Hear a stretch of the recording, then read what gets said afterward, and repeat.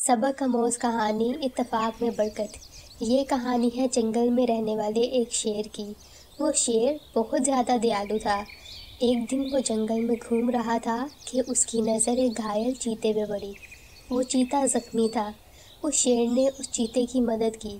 वो चीता उसका शुक्रमंद हो गया। उसने बोला कि अगर तुम्हें कभी भी ज़रूरत पड़ेगी तो मैं हमेशा तुम्हारी मदद के लिए सबसे आगे रहूँगा। चीता अपने घर में रहता था और शेर अपने घर में। एक दिन चीता शेर से मिलने के लिए उसके गार्ड की तरफ आया।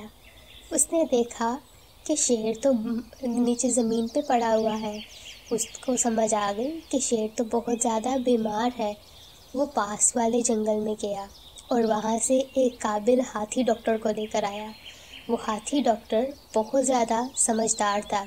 उसने शेर का इलाज किया और शेर बिल्कुल ही ठीक हो गया। तो प्यारे बच्चों, इस कहानी से हमें ये सबक मिलता है कि इत्तेफाक में बरकत है और हमें हमेशा आपस में मिलजुल के रहना चाहिए। अगर आपको हमारी ये वीडियो अच्छी लगी हो तो प्लीज़ हमारे चैनल को लाइक और सब्सक्राइब ज़रूर करें। आपका बहुत ज़्यादा शुक्रिया।